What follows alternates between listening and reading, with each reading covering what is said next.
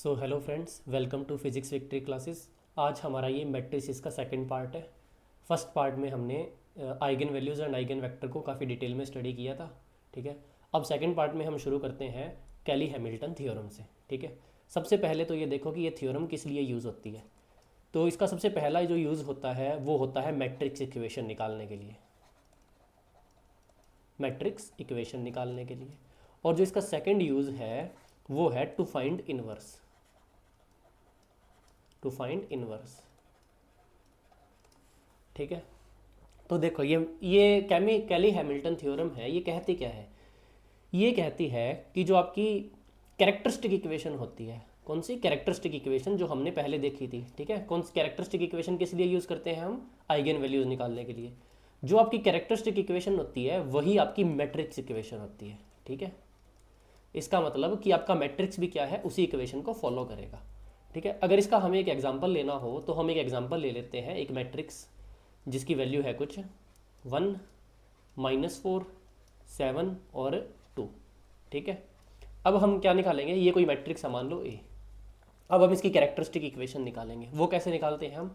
A minus I lambda का determinant. ठीक है, तो ये क्या हो जाएगा? ये कुछ हो जाएगा 1 माइनस लेमडा -4, 7 और 2 माइनस लेमडा। ठीक है, तो अब जब इसको सॉल्व करेंगे इस डिटर्मिनेंट को, तो ये आ जाएगा 1 माइनस लेमडा, 2 माइनस लेमडा और माइनस में 7 4 जा -28, क्योंकि माइनस का 4 है, इज इक्वल टू 0। ठीक है, तो ये आ जाएगा हमारा कुछ lambda square minus 3 lambda +2 +28 is equal to 0। तो ये हो गया lambda square -3 lambda +30 is equal to 0। ये क्या आ गई हमारे पास? Characteristic equation.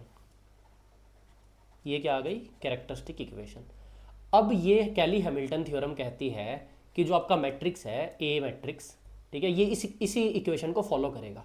इसका मतलब क्या है कि हमारा जो मैट्रिक्स है वो a² minus 3a + 30 is equal to 0 क्या करेगा? वो इस इक्वेशन को फॉलो करेगा। ठीक है, ये इंपॉर्टेंट है। तो ये हमारी बेसिकली स्टेटमेंट है। ठीक है, तो अब हमें मैट्रिक्स इक्वेशन निकालनी सीख ली। पहला हमारा मोटो कंप्लीट हो गया। अब हमारा सेकंड क्या था? To find inverse. अब देखो इसको इनवर्स कैसे फाइंड कर सकते हैं। अब हम क्या करते हैं, इस पूरे के पूरे मैट्रिक्स में क्या करते हैं? ए इनवर्स मल्टीप्लाई कर देते हैं। तो यहाँ पर क्या होगा? A inverse a² minus A inverse 3a, ठीक है, प्लस ए इनवर्स और ये आ गया 30 इज इक्वल टू 0। तो ये ए इनवर्स और A² मिला के क्या बन जाएगा? a माइनस ये क्या बन जाएगा? 3। ए इनवर्स ये कितना हो गया? I1 हो गया। ठीक है, इसी तरह ए इनवर्स ये क्या बन जाएगा? ये बन जाएगा +30a inverse is equal to 0। तो यहाँ से हमें क्या पता लगा कि जो 30a इनवर्स है वो किसके इक्वल है? वो है 3 माइनस ए के इक्वल। और जो a इनवर्स है वो किसके इक्वल है? 1/30 और 3 माइनस ए। ठीक है, तो ये क्या आ गया? हमारा इनवर्स आ गया। ठीक है, अब जो हमारा ए मैट्रिक्स दिया हुआ है हमें बस यहाँ पर पुट करना है, उसमें से सारे में से 3 से माइनस करना है और 30 से डिवाइड कर देना है। हमारे पास क्या आ गया? इनवर्स आ गया। ठीक है, तो ये हमने कैली हैमिल्टन थ्योरम को यूज़ करके मैट्रिक्स की इक्वेशन भी निकाल ली है। ठीक है, इसको क्या कहेंगे हम? Matrix equation. और इसको क्या कहेंगे हम? इनवर्स। ठीक है, इसको आप पॉज करके नोट कर लो, फिर हम एग्जाम्पल करते हैं।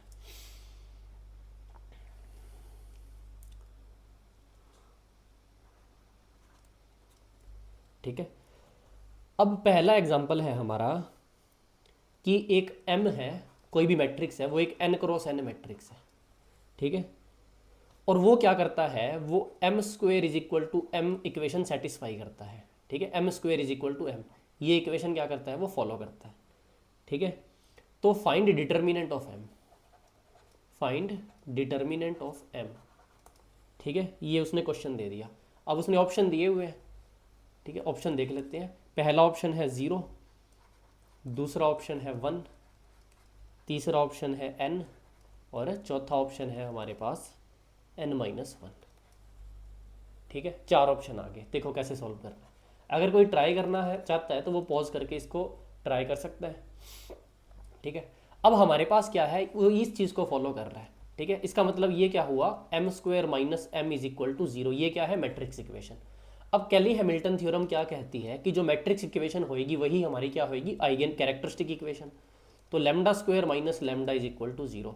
तो यहाँ से हमारे पास क्या आ गया कि lambda lambda minus one is equal to zero. इसका मतलब हमारे पास जो आइगन वैल्यू है वो क्या आ गई, 1,0, दो आइगन वैल्यू आ गई।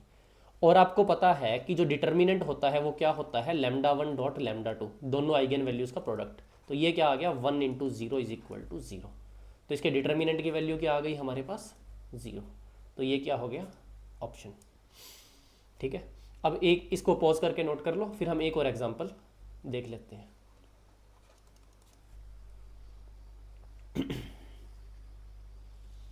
अब अगला एग्जांपल देखो, ये कह रहा है कि लेट पी एक क्या है, 3x3 मैट्रिक्स है। ठीक है, और वो क्या कर रहा है, वो एक मैट्रिक्स इक्वेशन सेटिस्फाई कर रहा है।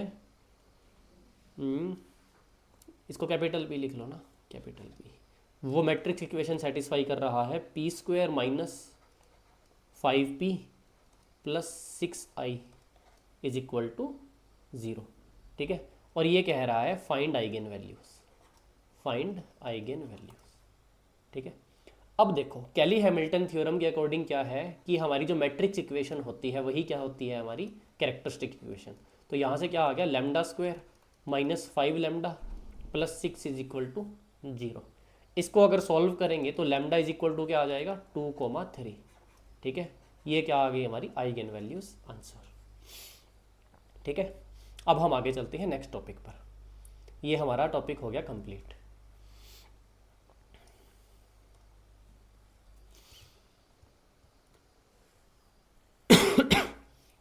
रुको रुको, एक और अच्छा सा एग्जांपल कर लेते हैं ना। इस तरह का क्वेश्चन आने के थोड़े चांस तो कम होते हैं, लेकिन मे बी किसी और तरीके से आसान क्वेश्चन बना के आ जाए। ठीक है, क्वेश्चन हमारा है कि हमें एक मैट्रिक्स दिया हुआ है। ठीक है, उस मैट्रिक्स की जो वैल्यू है वो है 2 1 1। ठीक है, 0 1 0, और ये है 1 1 2 1 1 2। ये क्या हो गया, हमारा मैट्रिक्स हो गया। अब वो पूछ रहा है फाइंड द वैल्यू ऑफ, ठीक है, find the value of A cube minus 5a square plus 7a minus 3 is equal to zero. ठीक है, आप क्या करो, इसकी वैल्यू फाइंड करो। ठीक है, तो अब देखो, अब अगर पेपर में इस तरह का क्वेश्चन आया है तो आप पहले क्या करोगे, इसका स्क्वायर निकालोगे, फिर इसका क्यूब निकालोगे, उसको फिर इक्वेशन में रखोगे, और फिर ऐड ऑन करके आप देखोगे कि ई इक्वल टू जीरो नहीं, सॉरी यही वैल्यू फाइंड करनी है, is equal to question mark. ठीक है, इसकी वैल्यू फाइंड करनी है। तो अब इतना लंबा प्रोसेस तो देखो कर नहीं सकते, इतना तो हमारे पास टाइम नहीं होता। तो हम क्या करते हैं, हम एक बार इसकी ना कैरेक्टरिस्टिक इक्वेशन निकाल लेते हैं। कैरेक्टरिस्टिक इक्वेशन, कैरेक्टरिस्टिक इक्वेशन कैसे निकालते हैं, A minus I lambda is equal to zero. ठीक है, यहाँ पर हमारा क्या आ गया, 2 minus lambda 1 minus lambda 2 minus lambda.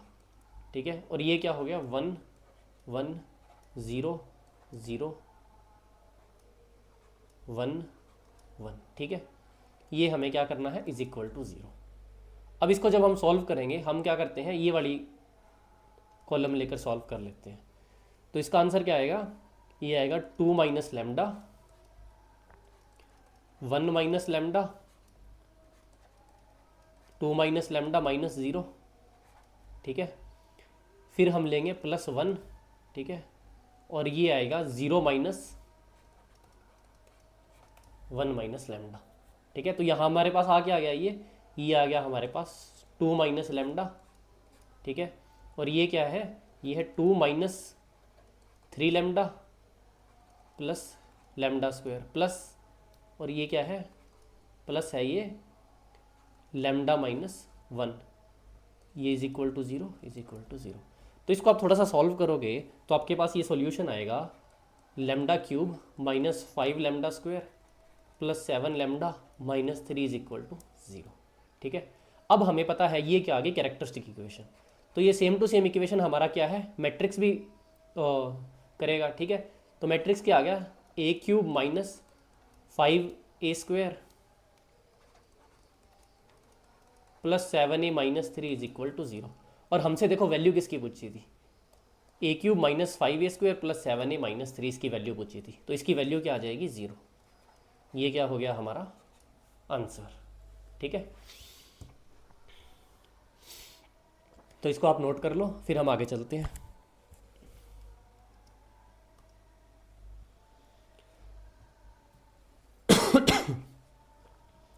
अब हमारा नेक्स्ट टॉपिक है सिमिलर मैट्रिसेस।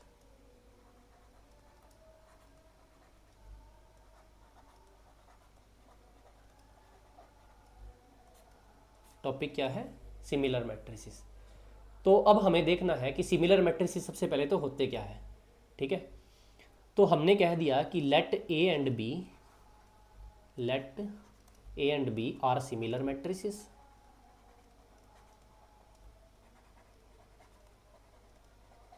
अगर ये सिमिलर मैट्रिसेस है तो ये एक इक्वेशन फॉलो करेंगे। ठीक है, उसको क्या कहते हैं, वो होता है B is equal to P inverse A P.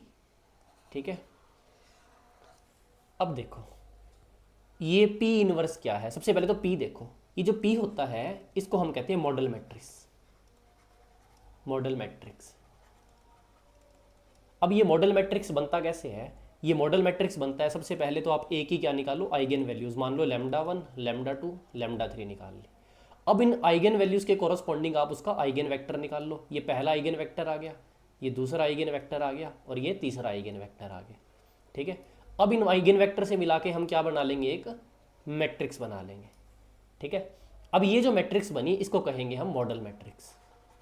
Model matrix, ठीक है, तो ये क्या हो गई हमारी मॉडल मैट्रिक्स होगी। अब हमें ये चीज़ करके नहीं देखनी, बस थोड़ा सा पता होना चाहिए कि P क्या चीज़ है। अब इंपॉर्टेंट क्या है, प्रॉपर्टीज इसकी। ठीक है, सिमिलर मैट्रिक्स की प्रॉपर्टी। अब प्रॉपर्टीज क्या है, इसमें सबसे पहली प्रॉपर्टी देखो, चलो एक साथ ही सारी प्रॉपर्टी लिखवा देता हूँ कि दो जो सिमिलर मैट्रिक्स होते हैं ना, if two matrix are similar,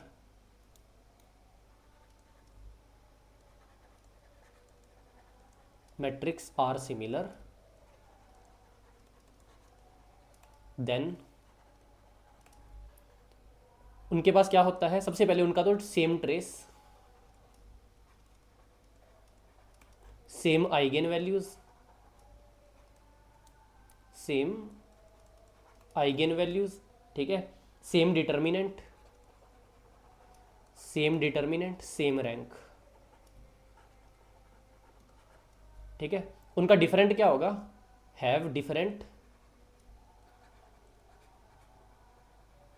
eigen vectors. ठीक है, तो ये प्रॉपर्टीज होती है सिमिलर मैट्रिक्स की, हमें बस ये चीज़ पता होनी चाहिए। ठीक है, अगर कोई दो मैट्रिक्स सिमिलर होते हैं तो सबसे पहले तो वो ये इक्वेशन को फॉलो करते हैं, ये इक्वेशन को फॉलो करते हैं और उनकी ये कुछ प्रॉपर्टीज होती है। ठीक है, अब ऑप्शन में आपको 4 प्रॉपर्टी दे देगा और पूछ लेगा इनमें से कौन सी प्रॉपर्टी है जो वो फॉलो नहीं करते। ठीक है, तो वो होती है आइगन वेक्टर्स। उनके पास आइगन वेक्टर्स अलग अलग होते हैं, बाकी सारी चीज़ें क्या होती है, सेम होती है। ठीक है,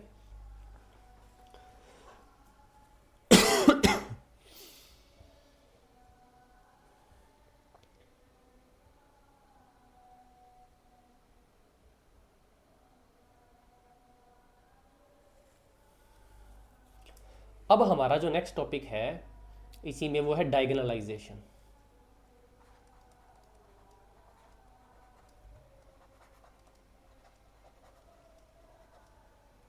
डायगोनलाइजेशन क्या होता है, तो डायगोनलाइजेशन होता है कि मान लो आपके पास कोई एक मैट्रिक्स है ए, वो है ए बी सी डी, उसको आपने डायगोनल्स में कन्वर्ट कर दिया। ठीक है, डायगोनल में मतलब कि यहाँ पर बस D1 D2 सिर्फ डायगोनल एलिमेंट्स है और बाकी सारे क्या है, 0 0। ठीक है, तो इस प्रोसेस को कहते हैं डायगोनलाइजेशन। किसी भी मैट्रिक्स को डायगोनलाइज करना मतलब उसके सिर्फ डायगोनल एलिमेंट्स बचेंगे, बाकी सारे एलिमेंट्स क्या हो जाएंगे, 0। ठीक है, अब यहाँ पर एक स्पेशल प्रॉपर्टी आती है कि अगर कोई एक मैट्रिक्स जिसको डायगोनलाइज करके आपने कोई दूसरा मैट्रिक्स बी बना लिया, तो उसकी एक प्रॉपर्टी होती है इंपॉर्टेंट, वो प्रॉपर्टी होती है then A and B will be similar matrix.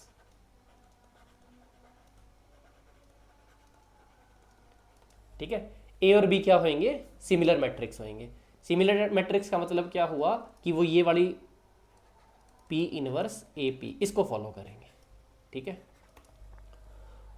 तो अब हमारे पास मेन क्वेश्चन क्या बनता है यहाँ पर? सबसे पहले मेन क्वेश्चन एक ही तरीके का क्वेश्चन बनता है कि किस तरह के मैट्रिक्स को हम डायगोनलाइज कर सकते हैं। ठीक है, तो अब हमने एक चीज़ देख ली कि पी इनवर्स हम एक मॉडल मैट्रिक्स बनाते हैं। तो जो पी इनवर्स है, मॉडल मैट्रिक्स है, उसकी क्या है? एक इक्वेशन होती है। ठीक है, वो होता है एडजॉइंट ऑफ पी। ठीक है, हमने पिछले किया था अपॉन ये पी की पावर कुछ एन। ठीक है, ये इनवर्स ऑफ मैट्रिक्स होता है। इनवर्स और एडजॉइंट में ऐसा कुछ रिलेशन होता है। ठीक है, अब यहाँ से हमें एक चीज़ पता लगती है कि अगर किसी मैट्रिक्स को डायगोनलाइज करना है तो मतलब एक मॉडल मैट्रिक्स पी इनवर्स निकालना पड़ेगा। ठीक है, अब मॉडल मैट्रिक्स तो निकालना है, लेकिन वो क्या होना नहीं होना चाहिए? जीरो के इक्वल नहीं हो सकता। अगर इसका मैग्नीट्यूड, इसका डिटर्मिनेंट अगर जीरो हो गया तो ये एग्जिस्ट ही नहीं करेगा। ठीक है, तो कोई ऐसा मैट्रिक्स जिसका डिटर्मिनेंट जीरो है उसका इनवर्स नहीं निकाल सकते। ठीक है, तो किस तरह का मैट्रिक्स डायगोनलाइज नहीं कर सकते? तो वो देखो, the matrix having determinant is equal to zero can't be diagonalised.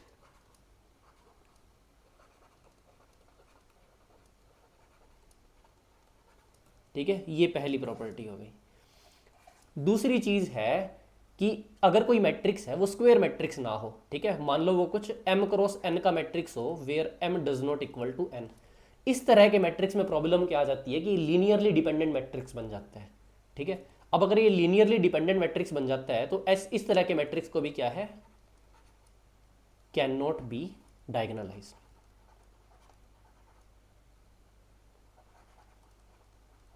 Can not be diagonalised, इसका मतलब हमें आसान भाषा में क्या पता लगा कि सिर्फ ऐसा मैट्रिक्स जो पहली बात तो स्क्वायर मैट्रिक्स हो। स्क्वायर मैट्रिक्स मतलब n क्रॉस n की फॉर्म में हो और उसका जो डिटर्मिनेंट है वो नॉन जीरो हो, सिर्फ वही मैट्रिक्स क्या हो सकता है? डायगोनलाइज हो सकता है। उसके अलावा मैट्रिक्स डायगोनलाइज नहीं हो सकता। ठीक है, तो ये दो मेन प्रॉपर्टी है इसकी। आपको कोई रैंडम मैट्रिक्स दे देगा और पूछ लेगा क्या ये डायगोनलाइज हो सकता है, तो आपको क्या चेक करना है कि क्या वो स्क्वायर मैट्रिक्स है या नहीं। अगर वो स्क्वायर मैट्रिक्स है तो उसका डिटर्मिनेंट जीरो है या नहीं। ठीक है, ये हो गया हमारा डायगोनलाइजेशन।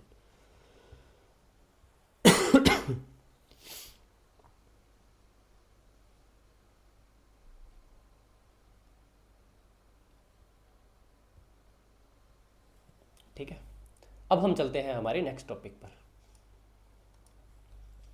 अब यहां पर कुछ टाइप्स ऑफ मैट्रिक्स की बात करते हैं।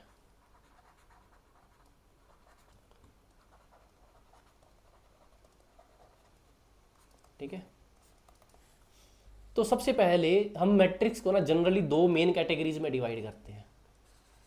ठीक है, एक को हम कहते हैं सिंगुलर मैट्रिक्स, सिंगुलर मैट्रिक्स, और दूसरे को हम कहते हैं non singular matrix, non singular matrix. ठीक है, अब सिंगुलर मैट्रिक्स वो मैट्रिक्स होता है जिसमें हमारा जो डिटर्मिनेंट है वो क्या हो? जीरो हो। ठीक है, डिटर्मिनेंट जीरो हो। और नॉन सिंगुलर मैट्रिक्स वो मैट्रिक्स होता है जिसका डिटर्मिनेंट नॉन जीरो हो।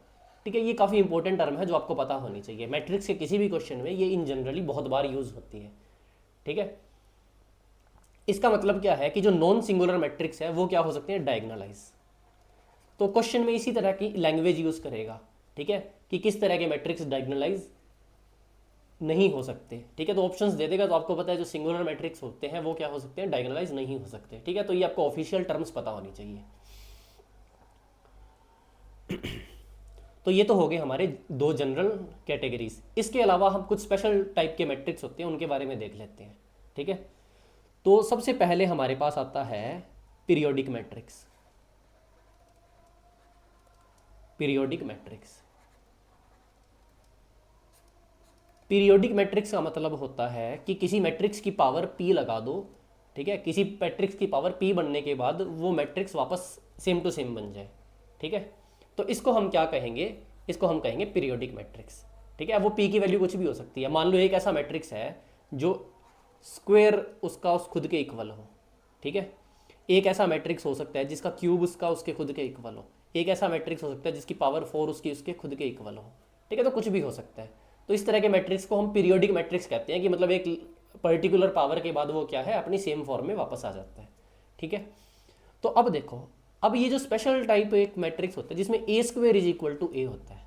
ठीक है, इसमें क्या होता है, ए स्क्वेयर इज इक्वल टू ए, इसको हम कहते हैं आइडेम्पोटेंट मैट्रिक्स, ID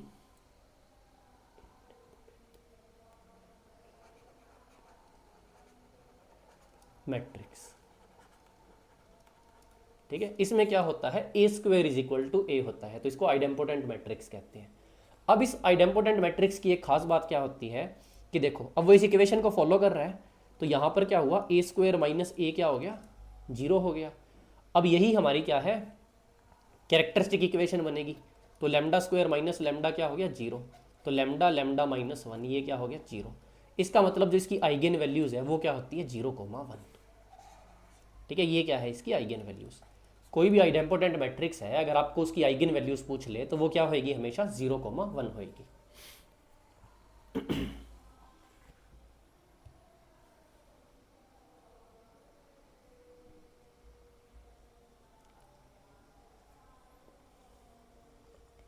ठीक है, और इसके डिटर्मिनेंट की अगर वैल्यू निकालनी हो तो यहाँ पर क्या करो, इसका यहाँ पर डिटर्मिनेंट ले लो। तो डिटर्मिनेंट ऑफ क्या हो गया, A square minus A is equal to 0। तो यहाँ से ए कॉमन आ जाएगा, डिटर्मिनेंट ऑफ ए, और ब्रैकेट में आ जाएगा determinant of A minus I is equal to 0। तो यहाँ से हमें क्या पता लगा कि या तो डिटर्मिनेंट ऑफ ए 0 होता है या फिर डिटर्मिनेंट ऑफ ए क्या होता है, आइडेंटिटी मैट्रिक्स। तो जो आइडेम्पोटेंट मैट्रिक्स होता है उसका डिटर्मिनेंट या तो 0 होगा या फिर क्या होगा, आइडेंटिटी होएगा। ठीक है, तो ये हमें उसके डिटर्मिनेंट की प्रॉपर्टीज़ पता लग गई। ठीक है, इन दोनों को आप अलग अलग करके लिख लेना, ये इसकी पहली प्रॉपर्टी और ये इसकी दूसरी प्रॉपर्टी।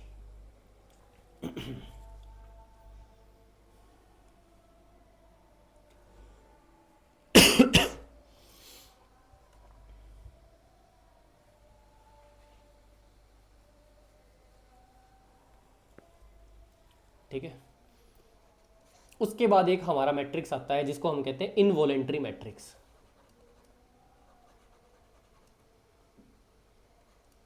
INVOLUNTORY, involuntary matrix. अब इनवॉलेंट्री मैट्रिक्स की एक खास बात क्या होती है कि उसका जो ए स्क्वेयर होता है वो क्या होता है, एक आइडेंटिटी मैट्रिक्स होता है। ठीक है, ये उसकी प्रॉपर्टी होती है। इस तरह के मैट्रिक्स को क्या कहते हैं, आइडेंटिटी और इनवॉलेंट्री मैट्रिक्स। ठीक है, अब हम क्या करते हैं, दोनों साइड ए इनवर्स से मल्टीप्लाई कर देते हैं।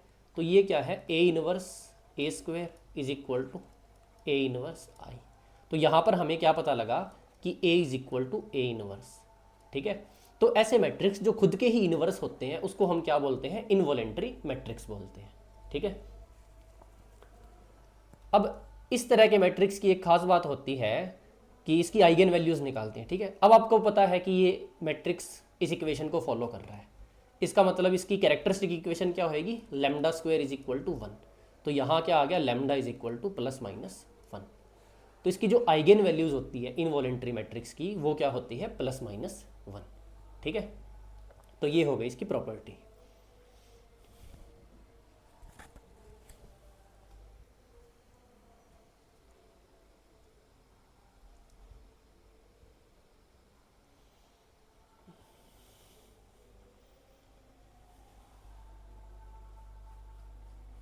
एक हमारे पास वैसे डिस्कस हम कर चुके हैं, एक नल मैट्रिक्स भी होता है।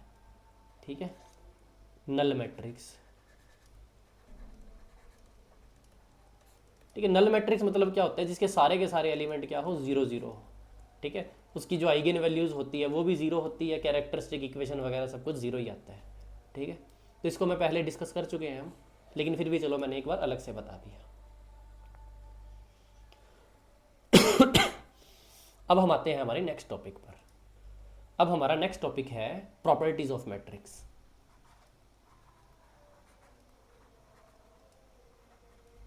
Properties of matrix.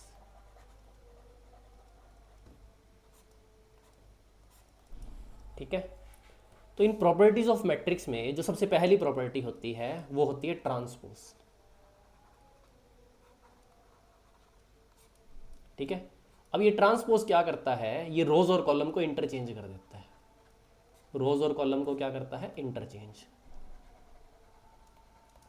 ठीक है, कैसे, हमारे पास कोई एक मैट्रिक्स था A B C D। अब जब हम उसका ट्रांसपोज निकालेंगे तो यहाँ पर क्या हो जाएगा, रोज और कॉलम इंटरचेंज हो जाएगी, तो वो क्या बन जाएगा, A B C D ऐसे बन जाएगा। ठीक है,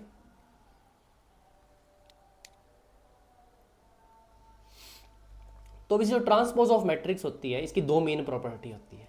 सबसे पहली प्रॉपर्टी होती है कि ए के ट्रांसपोज का जो ट्रांसपोज होता है ना वो ए होता है। ठीक है, कैसे, अब ये ए का ट्रांसपोज है, अगर इसका मैं वापस ट्रांसपोज कर दूं, इसकी मैं क्या कर दूं, वापस से रोज और कॉलम इंटरचेंज कर दूं, तो वो क्या बना लेगा, ए बी सी डी। ठीक है, फिर से यही मैट्रिक्स बना लेगा, तो ये हो गया। दूसरी जो इसकी प्रॉपर्टी होती है वो होती है, कोई ए बी है, इसका हमने क्या करना है, ट्रांसपोज, तो उसकी वैल्यू क्या आएगी, उसकी वैल्यू आएगी बी का ट्रांसपोज और ए का ट्रांसपोज।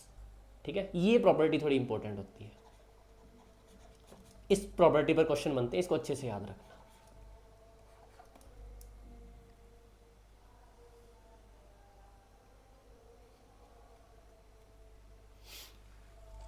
ठीक है, तो इसको नोट कर लो पॉज करके, फिर हम आगे चलते हैं। अब हमारे पास जो सेकंड प्रॉपर्टी होती है वो होती है कॉन्जुगेट।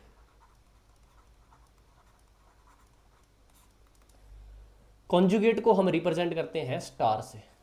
ठीक है, ये बेसिकली करता क्या है, ये जो आयोटा है उसको ये माइनस आयोटा में चेंज कर देता है। ठीक है, जैसे कि मान लो हमारे पास एक मैट्रिक्स था 1 आयोटा 2 माइनस आयोटा। ठीक है, अब इसका क्या करना है, हमें कॉन्जुगेट करना है, तो ए स्टार ऐसे करेंगे, तो वो क्या आ जाएगा, वो आ जाएगा 1, और ये आयोटा की जगह क्या हो जाएगा, माइनस आयोटा, और ये 2, और ये माइनस आयोटा की जगह क्या आ जाएगा, प्लस आयोटा। ठीक है, अब इसी तरह हमारे पास अगर कोई एक मैट्रिक्स है 1 plus iota 1 minus iota 2 plus iota 2 minus iota, इसका हमें क्या करना है, कॉन्जुगेट करना है। तो ये क्या है, आयोटा की जगह माइनस आयोटा आ जाएगा, तो ये क्या बन जाएगा, 1 माइनस आयोटा। ये इसका उल्टा हो जाएगा, ये बन जाएगा 1 प्लस आयोटा। ये क्या बन जाएगा, 2 माइनस आयोटा, और ये क्या बन जाएगा, 2 प्लस आयोटा। ठीक है, ये होता है कॉन्जुगेट। अब इसमें भी दो मेन प्रॉपर्टीज होती है। पहले होता है कि जो ए के कॉन्जुगेट का भी कॉन्जुगेट होता है वो ए होता है, और जो दूसरी मेन प्रॉपर्टी होती है वो होती है कि जो ए बी का कॉन्जुगेट करना हो। ठीक है, दो मैट्रिक्स को मल्टीप्लाई किया और उनका कॉन्जुगेट कर दिया, वो किसके इक्वल होता है, वो होता है बी के कॉन्जुगेट और ए के कॉन्जुगेट के इक्वल। ठीक है, ये बेसिकली क्या बताता है कि आप पहले कोई दो एक मैट्रिक्स ले लिया ए एंड बी। ठीक है, आपने क्या कर दिया, उनको मल्टीप्लाई करके क्या बना दिया, ए बी। अब उसका क्या ले लिया आपने, कॉन्जुगेट। तो ये कॉन्जुगेट किसके इक्वल होएगा, ये कॉन्जुगेट उसके इक्वल होएगा कि आप पहले लो बी, उसका करो कॉन्जुगेट, फिर आप लो ए, इसका करो कॉन्जुगेट, और फिर आप इसको क्या करो, ऐसे मल्टीप्लाई।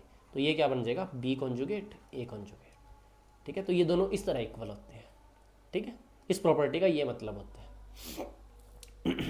इसको आप पॉज करके नोट कर लो, फिर हम अपनी नेक्स्ट प्रॉपर्टी देखते हैं।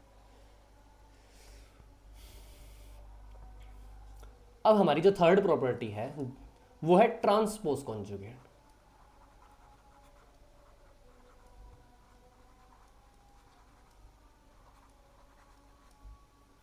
ठीक है, ये क्या है, ट्रांसपोज कॉन्जुगेट। ट्रांसपोज कॉन्जुगेट मतलब आपको ट्रांसपोज भी करना है और कॉन्जुगेट भी करना है, ये दोनों प्रोसेशन एक साथ परफॉर्म करने हैं।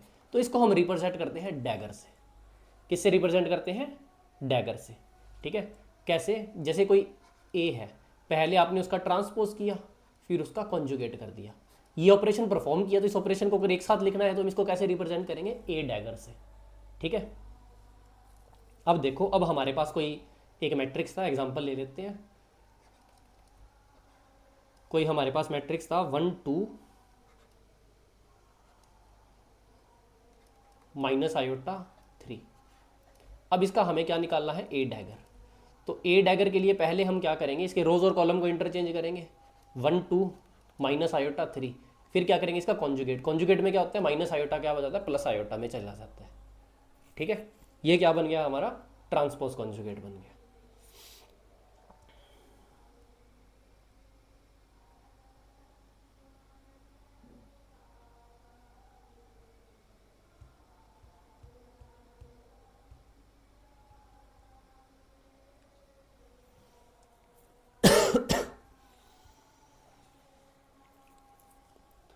तो अब देखो, अब हम चलते हैं थोड़ा आगे।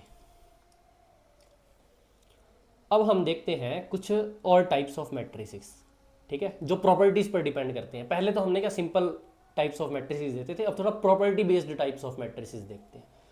तो इसमें सबसे पहले हमारे पास आता है सिमेट्रिक मैट्रिक्स।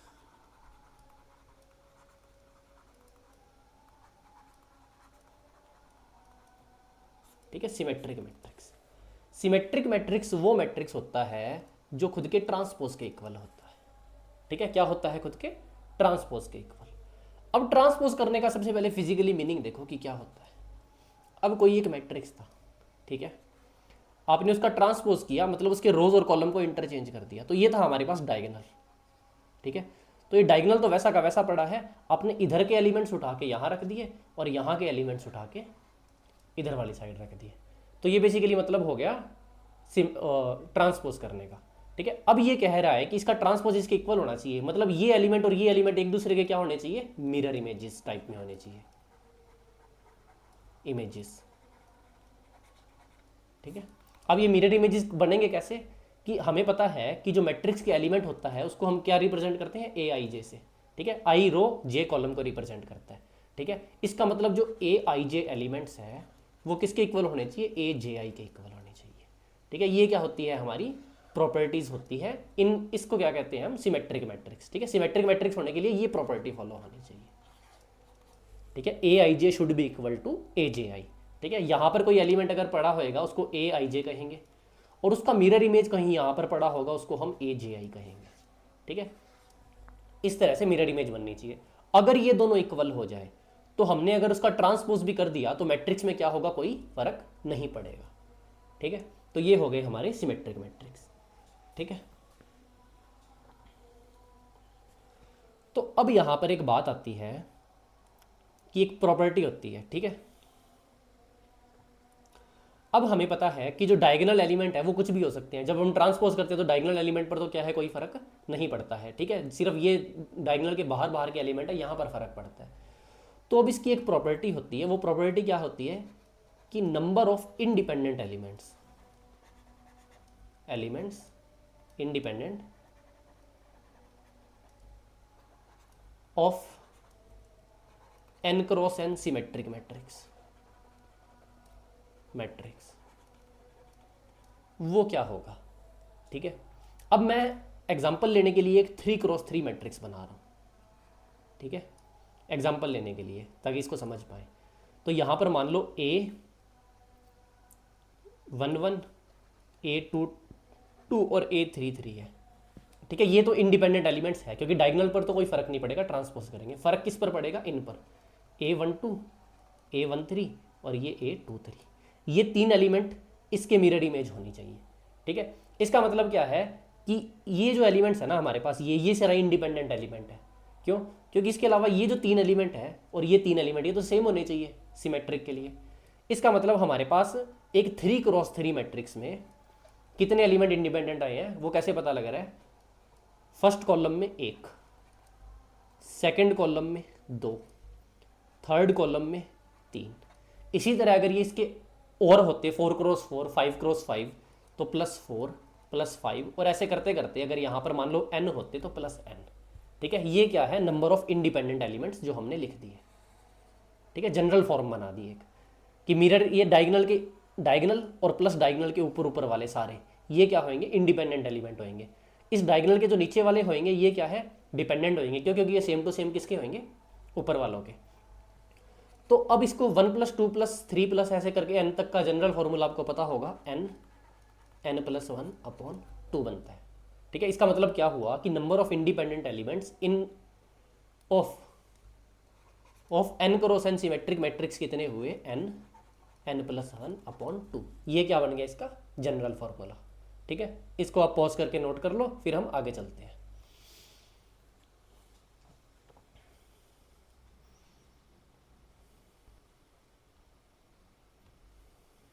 कोई अगर डाउट आए तो आप कमेंट सेक्शन में लिख सकते हो। ठीक है, तो देखो अब सेकंड टाइप ऑफ मैट्रिक्स की बात करते हैं। ये होता है हमारे पास स्क्यू सिमेट्रिक मैट्रिक्स,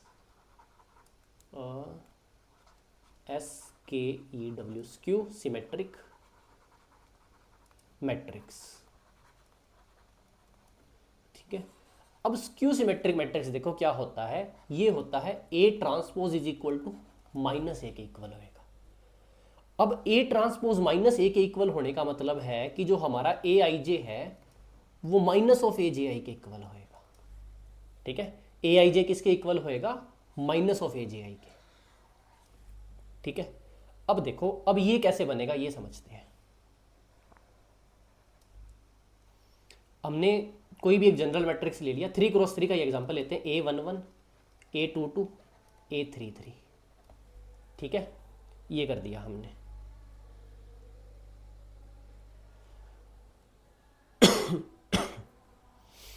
ठीक है, अब हम कह रहे हैं कि यहाँ पर जो एलिमेंट्स आएंगे, ये वाले एलिमेंट्स, ये एलिमेंट्स क्या होने चाहिए, इन एलिमेंट्स का नेगेटिव पोर्शन होना चाहिए। ठीक है, अब ये कैसे, मान लो कि यहाँ पर एलिमेंट्स कौन से आने थे, A12, A13, A23।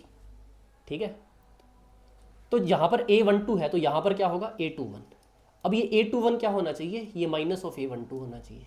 ठीक है, और यहाँ पर क्या होगा A31 क्या होना चाहिए, -A13 होना चाहिए। और A23 तो यहाँ पर आएगा A32 क्या होना चाहिए, -A23 होना चाहिए। ठीक है, तो अब आपको पता लग रहा होगा, अगर एक बार इस डायगोनल एलिमेंट को भूल जाएं तो इस लाइन के बाहर अगर आप मिरर इमेज लोगे तो ये एलिमेंट्स क्या है, एक दूसरे के नेगेटिव। ठीक है, तो AIJ क्या है, -AJI, यहाँ तक तो हम समझ गए। लेकिन डायगोनल एलिमेंट्स का क्या। ठीक है, डायगोनल एलिमेंट्स का क्या, तो डायगोनल एलिमेंट्स देखो इस प्रॉपर्टी को सेटिस्फाई करने के लिए डायगोनल एलिमेंट्स क्या होने चाहिए, वो 0 होने चाहिए। ठीक है, क्योंकि आपको देखो आपने मान लो यहाँ पर एक लिख दिया ऐसे एलिमेंट, और अब आपको क्या है इसका ट्रांसपोज करना है। ठीक है, तो जब आप इसका ट्रांसपोज करोगे तो ये 0 0 0 रह जाएगा, और ये क्या आ जाएगा, यहाँ पर ये -A12 -A13, ओ सॉरी, ये -A12 -A13 -A23, और यहाँ क्या चला जाएगा, A12 A13 और A23। ठीक है, अगर मान लो यहाँ पर डायगोनल एलिमेंट्स होते, मान लो ये A11 होता, तो ये पलटना तो है नहीं, ये यहाँ पर भी A11 रहना था। ठीक है, तो ये क्या हुआ, ये इस एलिमेंट का नेगेटिव तो हो नहीं पाया। ठीक है, बाकी सारे एलिमेंट आप देख रहे हो कि यहाँ पर ये 3 पॉजिटिव एलिमेंट थे, वो अपने तीनों नेगेटिव एलिमेंट में बदल गए। ये 3 नेगेटिव एलिमेंट थे, ये अपने पॉजिटिव एलिमेंट में बदल गए। इन्होंने तो प्रॉपर्टी को सेटिस्फाई कर दिया, लेकिन ये जो डायगोनल एलिमेंट थे ये तो कहीं जा नहीं रहे। तो इसका क्या इलाज है, इस प्रॉपर्टी को सेटिस्फाई करने के लिए, A ट्रांसपोज को -A के इक्वल करने के लिए, तो इसका यही इलाज है कि जितने भी डायगोनल एलिमेंट्स है उसको क्या कर दो 0। अगर डायगोनल एलिमेंट 0 नहीं हुए तो स्क्यू सिमेट्रिक मैट्रिक्स नहीं बनेगी। ठीक है, तो यहाँ तक बात क्लियर हो गई।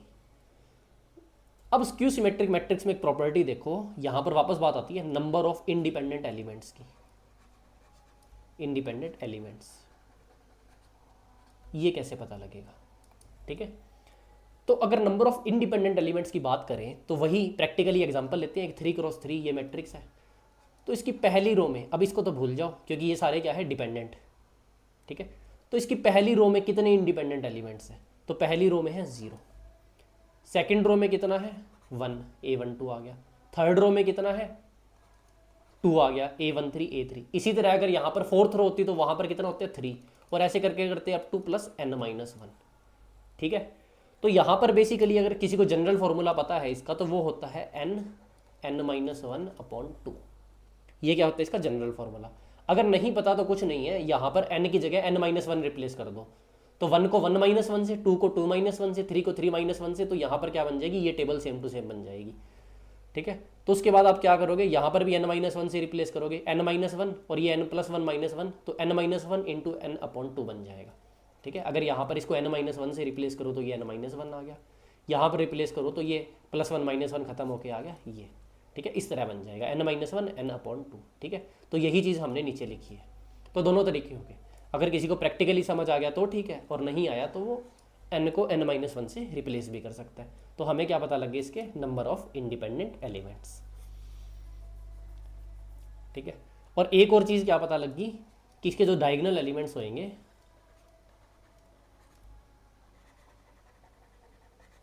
वो क्या होंगे, ज़ीरो। जितने भी डायगोनल एलिमेंट है सारे क्या होंगे, ज़ीरो। तो दो इंपॉर्टेंट चीज़ें हमें पता लग गई स्क्यू सिमेट्रिक मैट्रिक्स की, ठीक है। इसको पॉज करो, नोट कर लो, फिर हम आगे चलते हैं।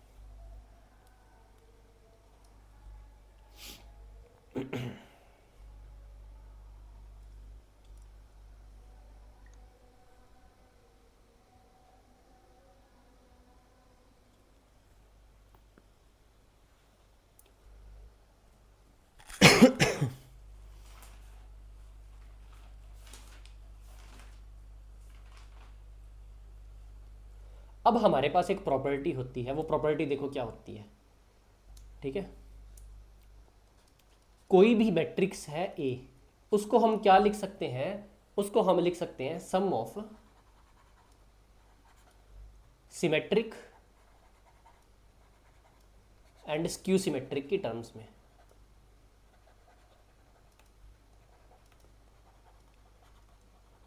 ठीक है। कैसे, अब इस ए को हम लिख सकते हैं 1/2 of A plus A transpose plus 1/2 of A minus A transpose, ठीक है। अगर इसको ओपन करोगे तो ये इक्वल टू ए ही बन जाएगा वापस।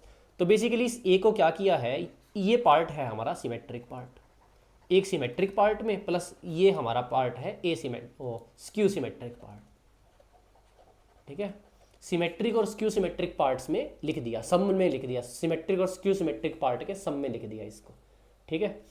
तो अब हमें ये प्रूफ करना है कि ये सिमेट्रिक कैसे है, ये एसिमेट्रिक कैसे है, ठीक है। तो इसको हम कैसे प्रूफ करेंगे, बाय प्रॉपर्टी। बाय प्रॉपर्टी हमें क्या पता है कि जो सिमेट्रिक मैट्रिक्स है, ठीक है, उसके अगर ट्रांसपोज करोगे तो वो किसके इक्वल आएगा, एम के इक्वल आएगा, ठीक है। तो ये क्या है, A plus A transpose, A plus A transpose. इसका अगर ट्रांसपोज करें तो वो इसके इक्वल आने चाहिए, करके देखते हैं। तो ये ट्रांसपोज अंदर जाएगा तो यहाँ का बन जाएगा A transpose plus A transpose का ट्रांसपोज। तो ये क्या बन जाएगा, ए ट्रांसपोज प्लस ए, ये किसके इक्वल है, ए प्लस ए ट्रांसपोज के, ठीक है। तो हमें क्या पता लग गया, इसका जो ट्रांसपोज आया वो भी किसके इक्वल आया, खुद के इक्वल। इसका मतलब ये क्या है, एक सिमेट्रिक मैट्रिक्स है, ठीक है। ये पहला मैट्रिक्स लिखा है।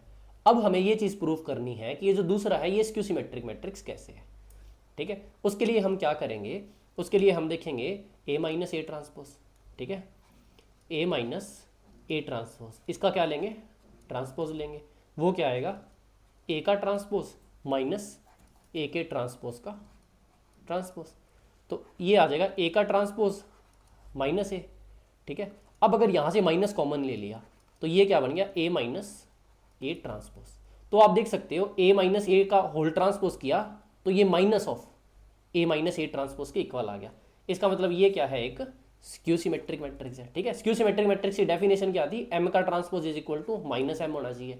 तो ए माइनस ए का ट्रांसपोज किसके आ गया, माइनस ऑफ ए माइनस ए, ठीक है। तो ये प्रॉपर्टी हमारी क्या हो गई, सेटिस्फाई, ठीक है। इसका मतलब ये क्या है, स्क्यू सिमेट्रिक पार्ट है, ठीक है।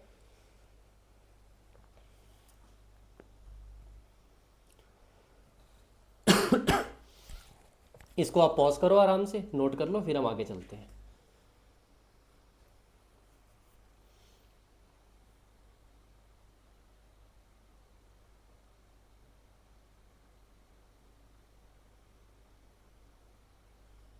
अब हम एक एग्जांपल करते हैं।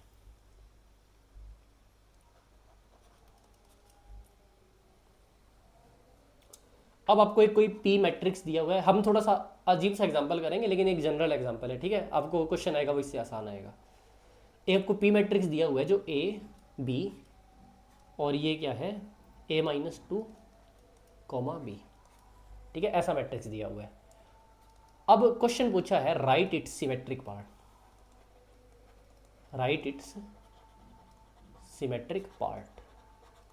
अब सिमेट्रिक पार्ट कैसे लिखते हैं? अब सबसे पहले तो देखो पी की वैल्यू क्या होगी। अब इसको अगर अंदर मल्टीप्लाई कर दो तो हमारा जो पी है ये कुछ बन जाएगा ए माइनस टू, ठीक है, और यहाँ बन जाएगा ए मल्टीप्लाई हो गया बी से, तो ए बी, ठीक है, फिर बन जाएगा B into A minus to, ठीक है। मैट्रिक्स मल्टीप्लिकेशन होपफुली आपको आता होगा, 10वीं क्लास से 12वीं क्लास से पढ़ रहे हो, ठीक है। और यहाँ पर क्या आ जाएगा, ये बी इंटू बी, तो ये क्या आ जाएगा बी स्क्वायर। अब सिमेट्रिक पार्ट लिखने के लिए हमें इसका ट्रांसपोज भी चाहिए, तो पी का ट्रांसपोज ले लिया। वो क्या आया, वो आया ए माइनस टू, फिर आया बी ए माइनस टू, यहाँ पर आ गया ए बी और यहाँ पर आ गया बी स्क्वायर। अब सिमेट्रिक पार्ट क्या होता है, सिमेट्रिक पार्ट होता है पी प्लस पी ट्रांसपोज, ठीक है, ठीक है। 1/2 भी लगा सकते हो, वो मर्जी है आपकी, लेकिन हमें बस मेन पार्ट से मतलब है तो हम 1/2 को थोड़ा सा स्किप कर देते हैं, ठीक है। तो इन दोनों को ऐड कर लेना, ठीक है, पी और पी ट्रांसपोज को ऐड कर लेना, सिंपल ऐड हो जाएंगे। ये क्या बन जाएगा 2a ए माइनस टू, यहाँ क्या बन जाएगा ए बी प्लस, हाँ ठीक है, A B plus B A minus two, यहाँ पर भी क्या लग जाएगा A B plus B A minus two, और यहाँ पर क्या आ जाएगा बी स्क्वायर 2b स्क्वायर, ठीक है, इन दोनों को ऐड करके। तो ये क्या आ गया हमारे पास सिमेट्रिक पार्ट आ गया, ठीक है। अब अगर कोई यहाँ पर 1/2 लगाना चाहता है तो वैसे 1/2 भी लगा लो, तो 1/2 अंदर जाके कैंसिल वगैरह हो जाएगा, ठीक है, वो कोई खास बात नहीं है। तो बेसिकली ये हमारा हो गया आंसर, ठीक है। ये क्या आ गया सिमेट्रिक पार्ट। इसी तरह अगर आपसे स्क्यू सिमेट्रिक पार्ट पूछा होता वो क्या बनता 1/2 पी माइनस पी ट्रांसपोज, तो इनको क्या कर रहे होते हैं हम माइनस कर रहे होते हैं, ठीक है, सिंपल।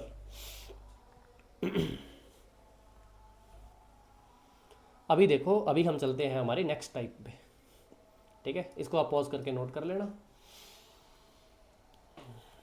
टाइप नंबर 3, दो तो हो गए, एक सिमेट्रिक एक स्क्यू सिमेट्रिक प्रॉपर्टीज पर। अब हम बात करते हैं हर्मिशियन मैट्रिक्स की। हर्मिशियन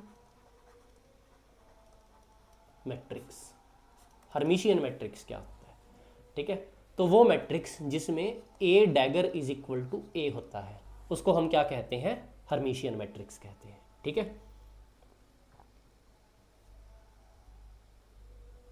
ठीक है, तो उसको क्या कहते हैं हम हर्मिशियन मैट्रिक्स कहते हैं। तो यहां पर बेसिकली हुआ क्या है, यहां पर जो हमारे अब ए आई जे थे, जो एलिमेंट्स थे, ठीक है, वो क्या है ट्रांसपोज कॉन्जुगेट। तो जब ट्रांसपोज करना होता है तो ए जे आई किसके इक्वल होने चाहिए, ए आई जे किसके इक्वल होना चाहिए, ए जे आई के, ठीक है। ये प्रॉपर्टी तो कब लगती है जब हमें ट्रांसपोज करना होता है, लेकिन डैगर का मतलब है ट्रांसपोज के साथ कॉन्जुगेट भी करना है। तो ये जो ए आई जे होनी चाहिए ये ए जे आई का स्टार, ठीक है, कॉन्जुगेट इसके इक्वल होना चाहिए, ठीक है। इसका मतलब आप समझ रहे हो कि मैं एक जनरल मैट्रिक्स बना देता हूँ।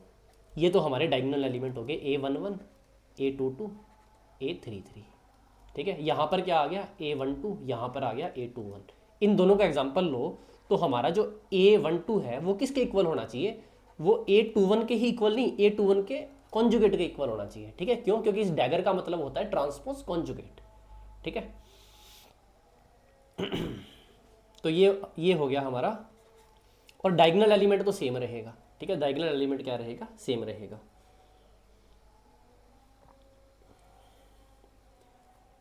ठीक है। अब अगर इसका कोई एग्जाम्पल बनाना हो तो एक एग्जाम्पल देख लेते हैं इसका।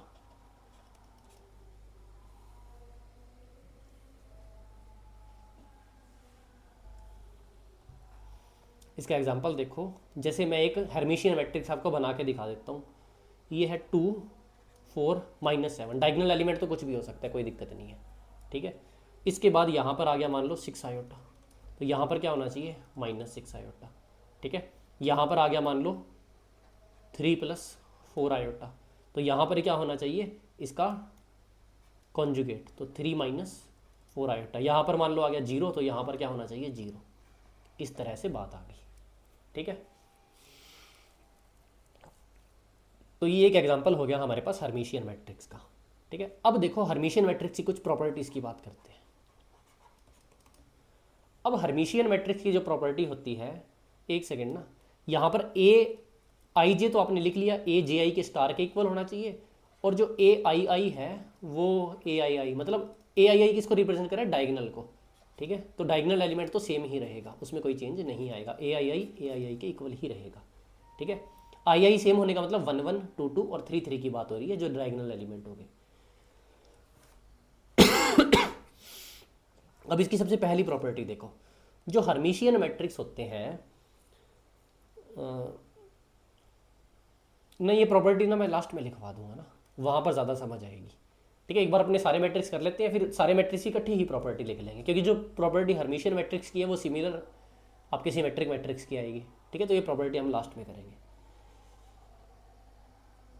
ठीक है, अब हम एक चीज़ देख लेते हैं कि एक होती है minimum number of real elements, minimum number of real elements of Hermitian matrix.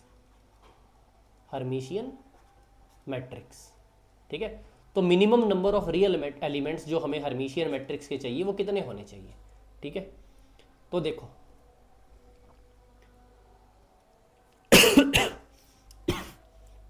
तो बात ये है कि हमारा जो डायगोनल है, ठीक है, हमारा क्या है डायगोनल, वो क्या होना चाहिए, रियल होना चाहिए। ठीक है, जो डायगोनल है वो क्या होना चाहिए, must be real. Must be real क्यों है, क्योंकि अगर डायगोनल रियल है 2 तो हम उसका कॉन्जुगेट करेंगे तो वो क्या बनेगा, वो 2 ही होएगा। ठीक है, तो जो डायगोनल है वो इसको फॉलो कर रहा है। ठीक है, इस प्रॉपर्टी को फॉलो कर रहा है, जो डायगोनल एलिमेंट है वो चेंज नहीं होने चाहिए हर्मिशियन मैट्रिक्स में। जो 2 है वो 2 के कॉन्जुगेट के क्या होएगा, इक्वल ही आएगा। ठीक है, उसके कॉरस्पॉन्डिंग हमारे जो ये वाले एलिमेंट्स है, ये ज़रूरी नहीं है कि वो हो रियल हो। ठीक है, हो सकता है ये प्योरली इमेजिनरी हो जाए। ठीक है, तो हमारा जो ये कंडीशन लग रही है मिनिमम का मतलब है कि हम मान लेते हैं कि जो डायगोनल एलिमेंट है वो सारे रियल है और जो अदर्स है वो क्या है, इमेजिनरी।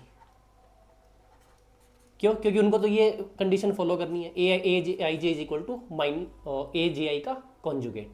ठीक है, तो जो minimum number of real element की बात आ जाती है तो हम कह देते हैं कि सिर्फ डायगोनल वाले क्या है, रियल है, बाकी सारे क्या है, इमेजिनरी। तो डायगोनल में कितने एलिमेंट्स होते हैं, एक n क्रॉस n मैट्रिक्स की बात करते हैं तो n एलिमेंट्स होते हैं, इसका मतलब minimum number of real elements of Hermitian matrix वो कितने हो गए, n हो गए। ठीक है, और ये n कौन से हैं, ये n डायगोनल एलिमेंट्स हैं, ये n कौन से हैं, डायगोनल एलिमेंट। कि डायगोनल वाले हमारे सारे क्या हो गए, रियल हो गए, बाकी सारे हो सकता है इमेजिनरी हो जाए, क्योंकि ये मिनिमम की बात कर रहा है। n से ज़्यादा भी हो सकते हैं लेकिन मिनिमम n होएगा। ठीक है, ये डायगोनल तो रियल होने ही होने चाहिए।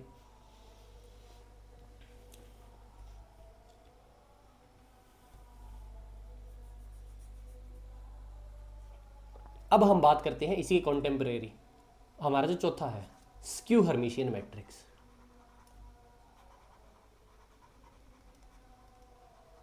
स्क्यू हर्मिशियन मैट्रिक्स, ठीक है, नाम से ही पता लग रहा है स्क्यू हर्मिशियन।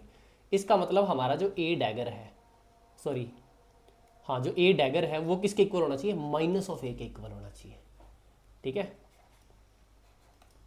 इसका मतलब क्या हुआ, मैंने कुछ गलत लिखवा दिया था पहले, हाँ सही है सही है। ठीक है, इसका मतलब हुआ पहली चीज़ तो ए आई जे है, ठीक है, वो किसके इक्वल होने चाहिए, वो माइनस ऑफ ए जे आई के कॉन्जुगेट के इक्वल होने चाहिए, पहली चीज़ हमारे पास। ठीक है, ये हमारे पास क्या है, पहली इंपॉर्टेंट कंडीशन। और दूसरी इंपॉर्टेंट कंडीशन क्या है, जो ए आई आई है, ठीक है, वो क्या होना चाहिए, वो होना चाहिए हमारे पास माइनस ऑफ ए आई आई और इसका ये कॉन्जुगेट। ठीक है,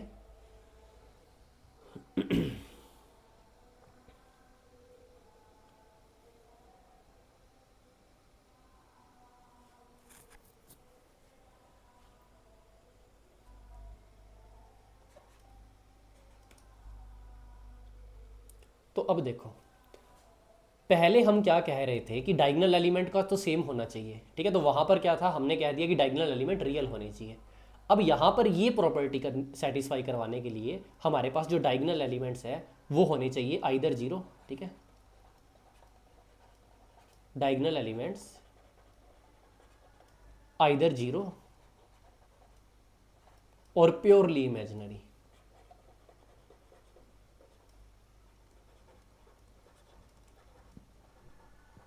ठीक है, प्योरली इमेजिनरी का मतलब क्या हुआ? प्योरली इमेजिनरी का मतलब हुआ कि हमारे पास जैसे एक तो हम लिख सकते हैं 2 + आयोटा, ये क्या है? एक रियल और एक इमेजिनरी का मिक्सचर है। ऐसा नहीं होना चाहिए। प्योरली इमेजिनरी मतलब आयोटा, 2 आयोटा, 3 आयोटा, इस तरह से प्योरली इमेजिनरी एलिमेंट्स होना चाहिए। ठीक है, तभी क्या होगा? ये प्रॉपर्टी हमारी सेटिस्फाई होएगी। ठीक है, तो ये एक होगी प्रॉपर्टीज की, जो डायगोनल एलिमेंट।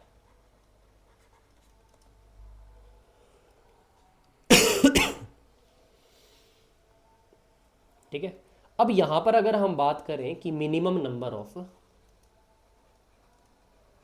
रियल एलिमेंट्स,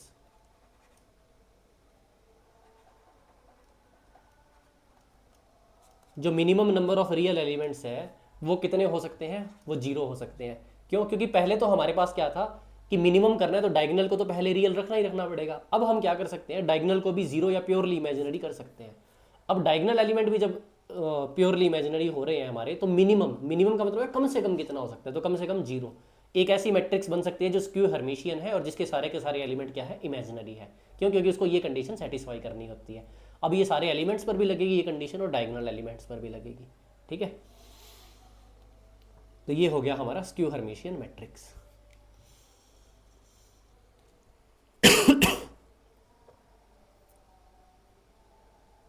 ठीक है, अब हम कर लेते हैं थोड़े से एग्जाम्पल। 4 हमने हमारी मैट्रिक्स देख ली, तो उन चारों मैट्रिक्स पर थोड़ा एग्जाम्पल कर लेते हैं।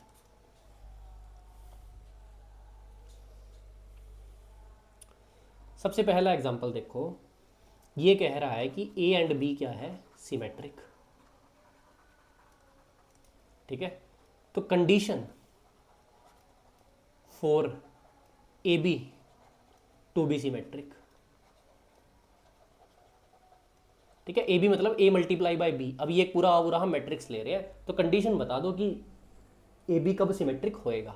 ठीक है, तो देखो अब सिमेट्रिक होने का मतलब क्या है? इसने दिया हुआ है ए और बी सिमेट्रिक है हमारे। अगर कोई सॉल्व करना चाहते हैं तो वो पॉज करके सॉल्व कर लो, फिर हम देखते हैं। ठीक है, ये कह रहा है कि ए का जो ट्रांसपोज है वो ए के इक्वल है, ए का सिमेट्रिक होना। बी का ट्रांसपोज है वो बी के इक्वल है, बी का सिमेट्रिक होना। ठीक है, तो अब अगर ए बी मैट्रिक्स है, इसको भी सिमेट्रिक होना है, तो ए बी का ट्रांसपोज किसके इक्वल होना चाहिए? ए बी के इक्वल होना चाहिए। ठीक है, ए बी किसके इक्वल होना चाहिए? अपने खुद के ट्रांसपोज के इक्वल होना चाहिए। अब हमें पता है ए बी का जो ट्रांसपोज है बाय प्रॉपर्टी वो होगा बी का ट्रांसपोज ए के ट्रांसपोज के इक्वल होएगा। ठीक है, ये हमें पता लग गया। अब हमें एक चीज़ पता है कि बी का ट्रांसपोज बी के इक्वल है, ए का ट्रांसपोज ए के इक्वल है। तो बी का ट्रांसपोज किसके इक्वल है? बी के इक्वल लिख दिया। ए का ट्रांसपोज किसके लिख दिया? ए के इक्वल लिख दिया। तो एट द एंड हमें ये पता लग गया कि A B must be equal to B A. ठीक है, इसका मतलब क्या हुआ? A B minus B A is equal to 0 होना चाहिए। ये प्रॉपर्टी हो गई।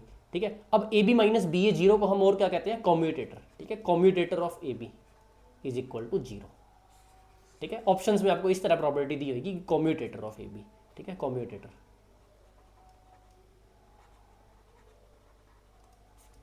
ए बी माइनस बी ए 0 मतलब ए और बी क्या होना चाहिए? कॉम्यूटेटर होने चाहिए।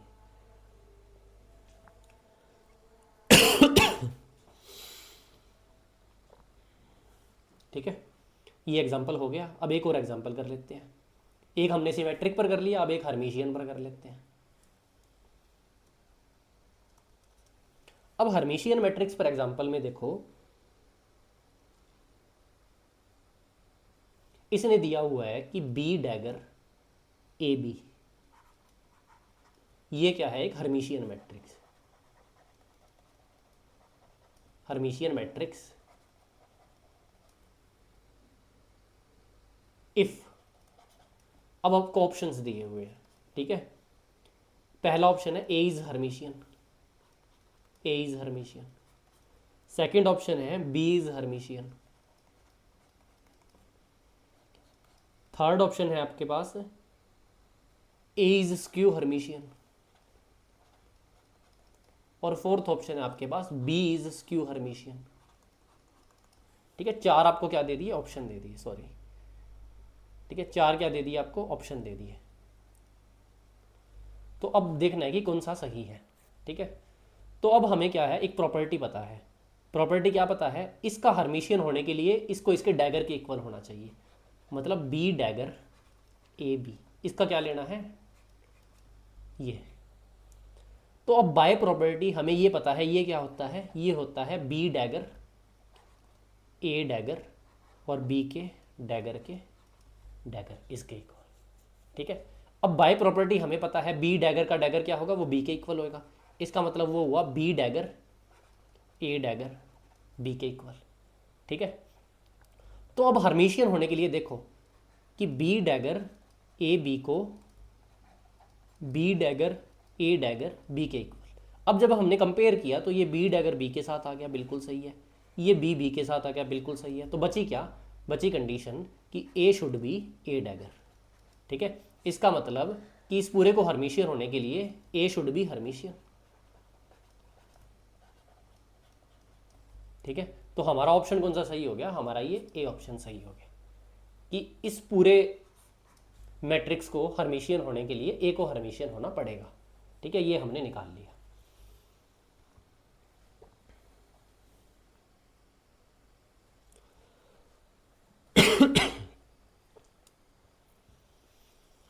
अब देखो, इसको पॉज करके आप नोट कर लो। अब हम चलते हैं नेक्स्ट, हमारा पांचवा टाइप ऑफ मैट्रिक्स। ठीक है, दो और बचे हैं बस। पांचवा टाइप ऑफ मैट्रिक्स है हमारा ऑर्थोगोनल मैट्रिक्स।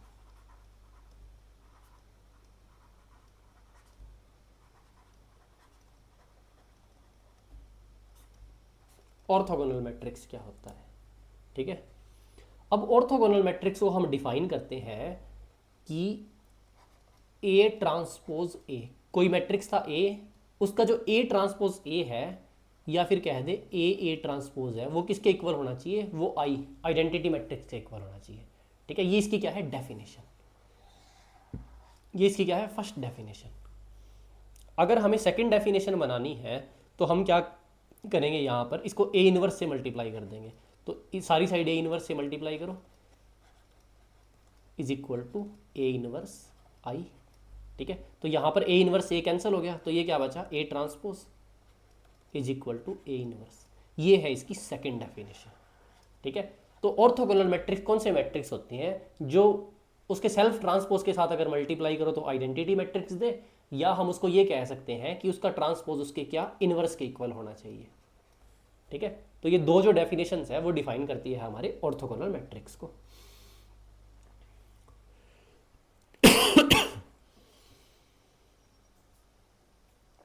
ठीक है, अब यहां से हमें ऑर्थोगोनल मैट्रिक्स की एक और प्रॉपर्टी पता लगती है। ठीक है, प्रॉपर्टीज की बात करते हैं। तो पहली इसकी इंपॉर्टेंट प्रॉपर्टी है कि इसका जो डिटर्मिनेंट है वो डिटर्मिनेंट क्या होगा, +-1 होएगा। ठीक है, ये निकाल भी सकते हैं, हमने पहले भी निकाला था। ठीक है, और जो सेकंड प्रॉपर्टी है कि इसकी जो आइगन वैल्यूज़ है, ठीक है, वो भी क्या होएगी, +-1 होएगी। ठीक है, तो इसके दो इंपॉर्टेंट प्रॉपर्टी होती है ऑर्थोगोनल मैट्रिक्स की। पहला कि उसका डिटर्मिनेंट +-1 होता है, दूसरा उसकी आइगन वैल्यूज़ क्या होती है, +-1 होती है। ठीक है, आपको अगर ये थोड़ा लेक्चर हैवी लग रहा हो तो उसको 2-3 पार्ट में कवर कर सकते हो। ठीक है, ज़रूरी नहीं है ये लगभग 1.5 घंटे की वीडियो बनेगी, इसको एक साथ देखना, 30 के 3 पार्ट्स में भी डिवाइड करके आप देख सकते हो। ठीक है, तो ये दो इंपॉर्टेंट हमारे पास प्रॉपर्टी आ गई ऑर्थोगोनल मैट्रिक्स की। अब इन दो इंपॉर्टेंट प्रॉपर्टीज़ के अलावा भी इसकी कुछ इंपॉर्टेंट प्रॉपर्टीज़ होती है। ठीक है, ये तो सिंपल है जो हम निकाल भी सकते हैं। हमने पहले आइडेम्पोटेंट इनवॉलेंट्री इनके लिए भी निकाला था, वैसे का वैसे आप निकाल सकते हो।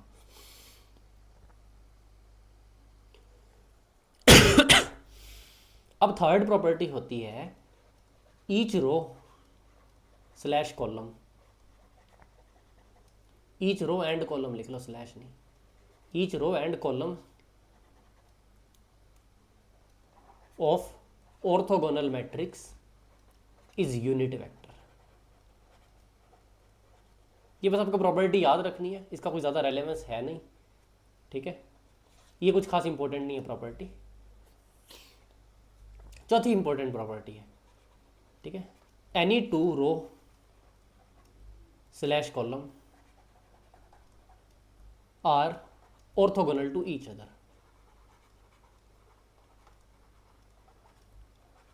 To each other.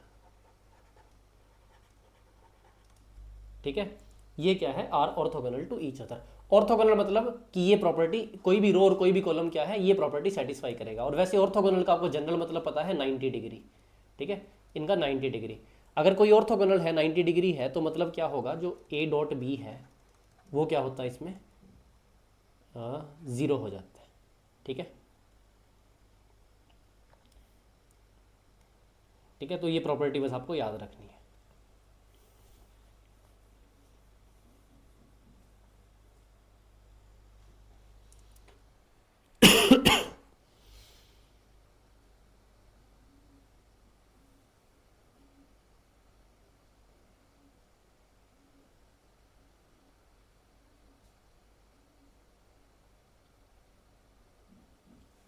ठीक है, इसका एक और मतलब बनता है, कोई भी दो रो या कोई भी दो कॉलम जो ऑर्थोगोनल मैट्रिक्स की है वो ऑर्थोगोनल है। इसका मतलब क्या होता है, इसमें लीनियरली इंडिपेंडेंट होती है। वो क्या होती है,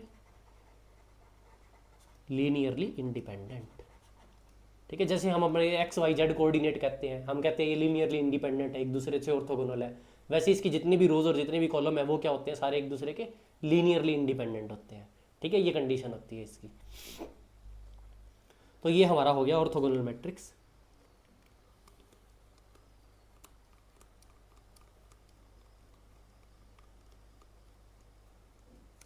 ठीक है, अब छोटा सा ना एग्जांपल कर लेते हैं। अब एग्जांपल है कि आपको एक मैट्रिक्स दे दी ए। ठीक है, वो है कुछ रोटेशन मैट्रिक्स ही ले लो, cos theta sin theta minus sin theta cos theta. अब आपको कह दिया इसकी ऑर्थोगोनैलिटी चेक करो, चेक ऑर्थोगोनैलिटी।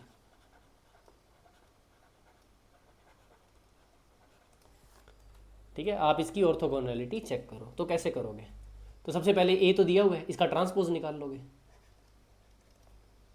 वो क्या आएगा, cos theta minus sin theta, और ये साइन थीटा कॉस थीटा। ठीक है, फिर क्या करोगे, ए इंटू ए ट्रांसपोज करोगे। ठीक है, तो दोनों को मल्टीप्लाई करोगे, cos theta sin theta minus sin theta. चलो मैं डायरेक्ट ना मल्टीप्लाई करके लिख देता हूँ ना, यहाँ पर यहीं से मल्टीप्लाई कर लेते हैं। ठीक है, तो ये क्या है, ये इसके मल्टीप्लाई हुए क्या बन जाएगा, कोस स्क्वायर थीटा। ठीक है,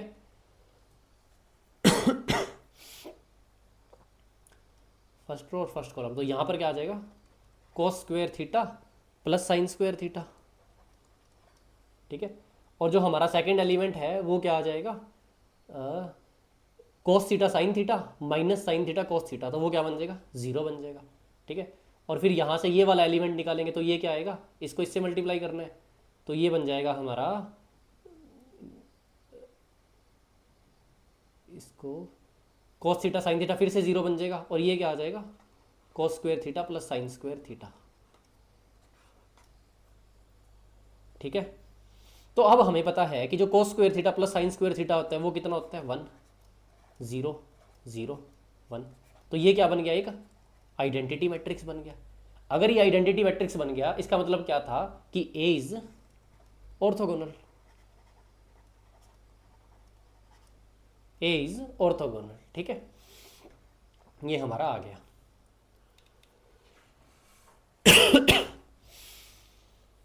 अब हमने एक और चीज़ कही थी कि इसका एनी टू रो या एनी टू कॉलम है वो क्या होने चाहिए, वो भी ऑर्थोगोनल होने चाहिए। अब अगर ए ऑर्थोगोनल मैट्रिक्स है तो हम थोड़ा सा प्रॉपर्टी पर भी क्रॉस चेक कर लेते हैं।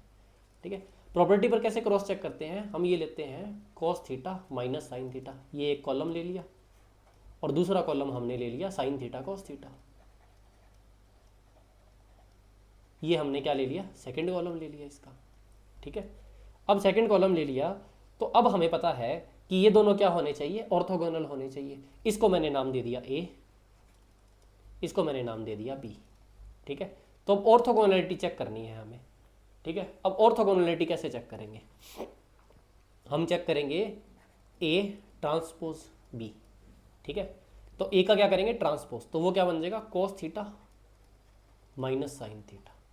ठीक है, और ये बी, बी क्या है हमारे पास, साइन थीटा कॉस थीटा। अब इसको क्या करेंगे, मल्टीप्लाई, मल्टीप्लाई करेंगे तो ये क्या बन जाएगा, कॉस थीटा साइन थीटा, और फिर ये क्या आ जाएगा माइनस, और फिर से साइन थीटा कॉस थीटा। तो ये क्या आ गया हमारे पास, जीरो। जीरो आ गया तो इसका मतलब ये क्या हो गए, ऑर्थोगोनल हो गए। ए और बी क्या है, एक दूसरे के ऑर्थोगोनल, मतलब लीनियरली इंडिपेंडेंट कह दो, एक दूसरे के 90 डिग्री कह दो, ठीक है। तभी हमारे पास क्या है, ये रिजल्ट आया।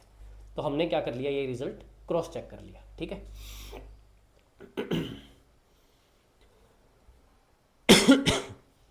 अब ऑर्थोगोनल मैट्रिक्स होता है, फिर उसी का एक भाई आएगा। अभी सिमेट्रिक मैट्रिक्स का भी हमने एक भाई लिखा था, हर्मिशियन मैट्रिक्स का भी एक भाई लिखा था, तो ऑर्थोगोनल मैट्रिक्स का भी एक भाई होएगा, ठीक है। वो है हमारा छठा और लास्ट मैट्रिक्स, उसको हम कहते हैं यूनिटरी मैट्रिक्स,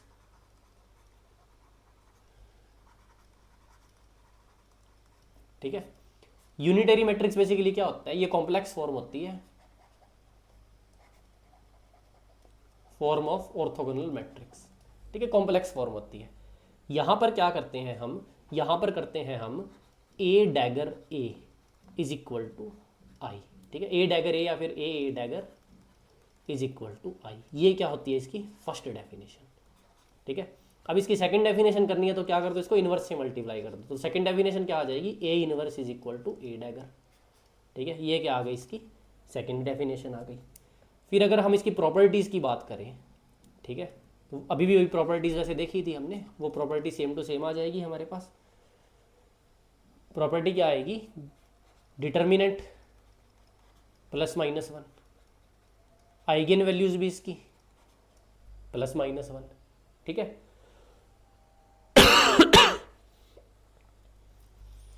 ये पहली प्रॉपर्टी हो गई, दूसरी प्रॉपर्टी हो गई। तीसरी प्रॉपर्टी की हम अगर बात करें यहाँ पर, तो वो तीसरी प्रॉपर्टी हो जाएगी ईच रो एंड कॉलम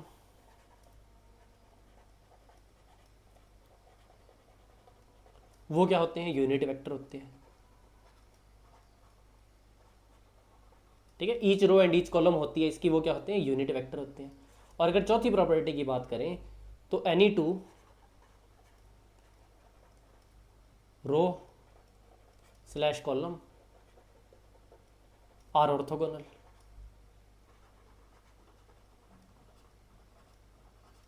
ठीक है। मतलब लीनियरली इंडिपेंडेंट होता है या 90 डिग्री होते हैं, ठीक है। वो सेम टू सेम चीज यूनिटरी मैट्रिक्स में भी आ गई।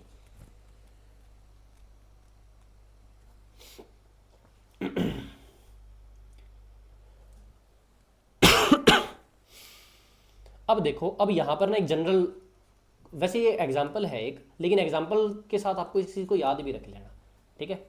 याद कैसे रख लेना कि एक प्रॉपर्टी होती है, if A and B are orthogonal,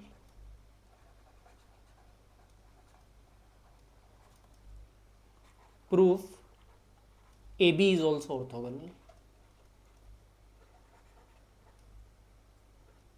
orthogonal,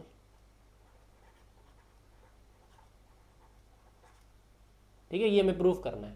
अब हमें गिवन क्या है कि ए और बी क्या है, ऑर्थोगोनल है, ठीक है। अब ए और बी ऑर्थोगोनल है, इसका मतलब क्या है, ए ट्रांसपोज ए क्या है, आइडेंटिटी, बी ट्रांसपोज बी ये भी क्या है, आइडेंटिटी, ठीक है। और अब हमें क्या करना है, ए बी को ऑर्थोगोनल प्रूफ करना है। ऑर्थोगोनल प्रूफ करने के लिए हम ए बी और ए बी का ट्रांसपोज, इसकी वैल्यू निकालनी पड़ेगी, और इसकी वैल्यू क्या होनी चाहिए, आइडेंटिटी। तो चलो थोड़ा सा सॉल्व करते हैं इसको। तो ये क्या हो गया, ये हो गया ए बी, तो ऐसा कैसा आ गया, ए बी का ट्रांसपोज क्या होता है, बी का ट्रांसपोज ए का ट्रांसपोज। अब हमें पता है बी ट्रांसपोज बी क्या है, आई है, तो वो चला जाएगा, बचेगा क्या, ए ट्रांसपोज। अब हमें पता है ए ट्रांसपोज बी क्या है, आई है, तो ये क्या बन जाएगा, आई। तो ये क्या हो गया, प्रूफ, ठीक है। ये इसका प्रूफ आ गया कि ए और बी दो ऑर्थोगोनल मैट्रिक्स है, तो ए बी भी क्या होगा, ऑर्थोगोनल मैट्रिक्स होएगा। अब डायरेक्ट याद रखना चाहते हो तो याद रख लो, अगर सॉल्व करके ट्राई करना चाहते हो तो वो भी कर सकते हो। ये चीज़ डिपेंड करती है आपको एग्जाम में कितना टाइम मिलता है।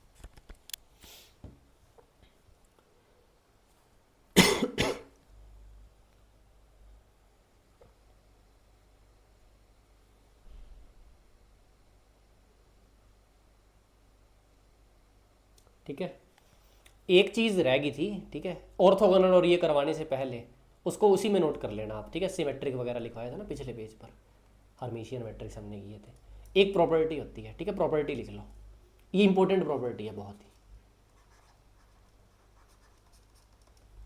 ठीक है। अब हमने क्या है, symmetric skew symmetric, Hermitian skew Hermitian, ये मैट्रिक्स किए थे। अब इनकी एक कॉमन प्रॉपर्टी होती है, दो प्रॉपर्टीज होती है। पहली प्रॉपर्टी लिखो,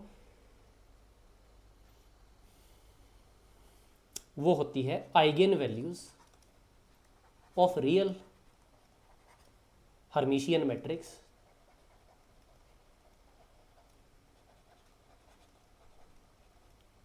and symmetric matrix are always real. ठीक है, ये बात आपको समझ आ गई। अब हर्मिशियन मैट्रिक्स में मतलब हमारा डायगोनल तो रियल होता ही है, तो आइगन वैल्यूज क्या होती है, एक तरह से वो डायगोनल का वो सम ही हो गया। ठीक है, तो वहाँ से हमें क्या पता लग सकता है, इनकी रियल होती है। सेकंड है eigen values of skew Hermitian matrix, skew Hermitian matrix and skew symmetric matrix are always zero और प्योरली इमेजिनरी।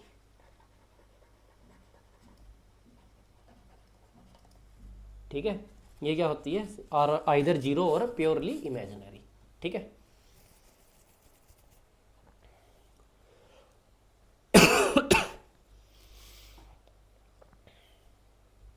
अब इस पर एक एग्जांपल कर लेते हैं, इसी प्रॉपर्टीज पर कि क्वेश्चन कैसे बनेगा।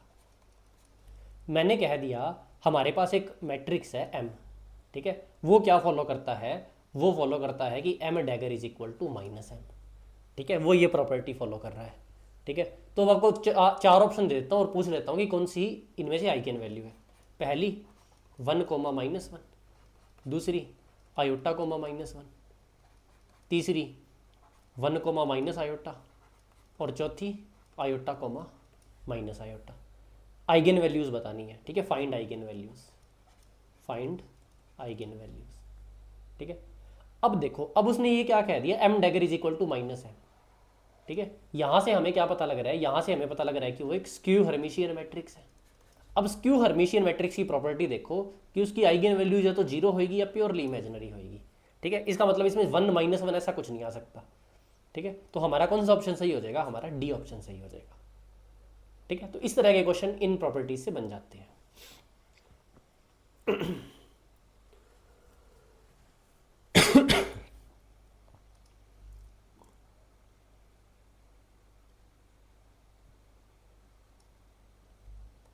ठीक है, अब देखो, अब हमारा लास्ट टॉपिक है हमारा rotation of matrix, rotation of matrix.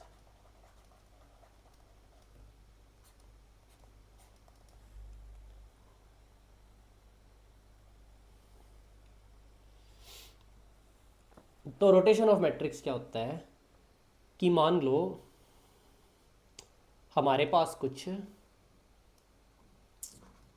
A x, A Y, A Z था।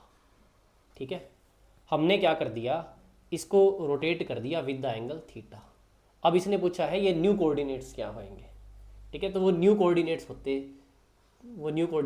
हैं ए एक्स प्राइम, ए वाई प्राइम, ए जेड प्राइम। ठीक है, तो वो जो न्यू कोऑर्डिनेट्स और ओल्ड कोऑर्डिनेट्स होते हैं उनके बीच में क्या होता है, ये रिलेशन होता है। ठीक है, और ये जो मैट्रिक्स है इसको हम कहते हैं रोटेशन मैट्रिक्स, रोटेशन मैट्रिक्स।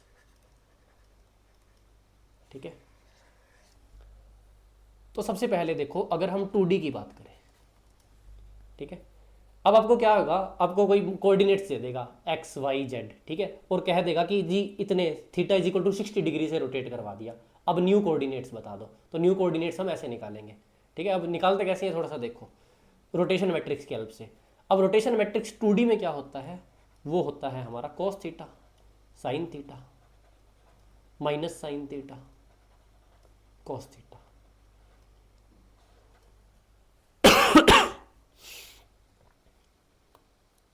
ठीक है, ये किसके लिए होता है, ये जो रोटेशन मैट्रिक्स होता है, ठीक है, इसको क्या कहेंगे हम, आर ऑफ थीटा। ये किसके लिए होता है, ये होता है for anti clockwise rotation, for anti clockwise rotation. अगर आपको कुछ नहीं दिया, आपको सिर्फ ये कह दिया कि रोटेट करवा दिया, तो आपको हमेशा रोटेशन को कैसे मान के चलना है, एंटी क्लॉकवाइज मान के चलना है। ठीक है, तो आप पूछोगे क्लॉकवाइज रोटेशन में क्या होता है, तो क्लॉकवाइज रोटेशन जो है उसमें हम क्या कर देंगे, थीटा को माइनस थीटा से रिप्लेस कर देंगे। ठीक है, थीटा को माइनस थीटा से रिप्लेस किया तो ये आर ऑफ थीटा क्या बन जाएगा, ये बन जाएगा हमारे पास cos theta minus sin theta cos theta. ठीक है, ये आर ऑफ थीटा यहाँ पुट करना है, जो आपको कोऑर्डिनेट्स दिए हुए हैं वो यहाँ आ जाएंगे, इससे आपको नए कोऑर्डिनेट्स आराम से निकाल लोगे। ठीक है, सिंपल मल्टीप्लिकेशन। ये 2D का हो गया। आपके पेपर में क्वेश्चन मेनली 2D पर ही आने के चांस है, 3D पर आने के चांस नहीं है। लेकिन हम 3D का फॉर्मूला देख लेते हैं, ऐसा ना हो कि हमें 3D का फॉर्मूला नहीं पता, क्योंकि पीजीटी में कुछ भी आ सकता है। ठीक है, अगर 3D आएगा तो पीजीटी में आएगा, टीजीटी में तो कोई चांस ही नहीं है। ठीक है, तो 3D में देखो, अब सबसे पहले हम बात करते हैं 3D में, if rotation about x axis. ठीक है, अगर रोटेशन एक्स एक्सिस से हुई है तो हमारा जो आर ऑफ थीटा है वो बनता है हमारा cos theta minus cos theta sin theta minus sin theta cos theta, और ये आ जाएगा हमारा 0 0 0 0 और ये आ जाएगा 1। ये क्या है, हमारा रोटेशन मैट्रिक्स है तब जब हमारी जो रोटेशन है वो अबाउट एक्स एक्सिस हुई है। ठीक है, अब सेकंड हम लिखते हैं if rotation about Y axis. ठीक है, रोटेशन अबाउट वाई एक्सिस हुई है तो जो आर ऑफ थीटा है वो क्या आ जाएगा, वो आ जाएगा हमारा cos theta minus sin theta cos theta. ठीक है, और बीच में आ जाएगा 1 और बाकी सारे एलिमेंट्स 0। ठीक है, इसी तरह हमारा जो थर्ड केस है, if rotation about Z axis, तो जो आर ऑफ थीटा है वो हमारा क्या बनेगा, वो बनेगा हमारा ये आ जाएगा 1, ये आ जाएगा हमारा cos theta sin theta minus sin theta cos theta.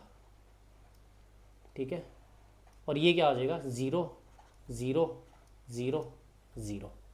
ठीक है, इस तरह का आ गया। ये क्या आ गया हमारा रोटेशन ये क्या आ गया हमारा रोटेशन मैट्रिक्स आ गया। ठीक है, अब रोटेशन मैट्रिक्स में देखो एक प्रॉपर्टी होती है, ऑल रोटेशन मैट्रिक्स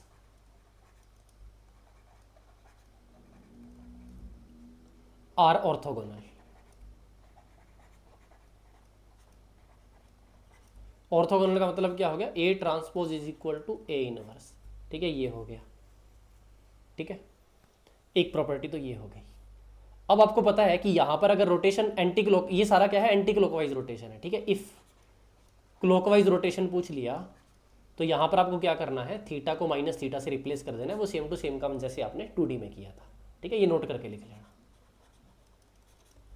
ठीक है, अगर उसने दे दिया क्लॉकवाइज रोटेशन है, जो देगा नहीं, तो थीटा को बस माइनस थीटा से रिप्लेस कर देना।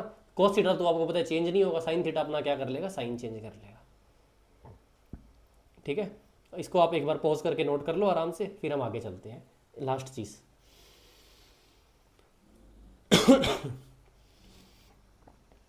ठीक है, तो यहां पर लास्ट क्या होता है, फॉर सक्सेसिव रोटेशन।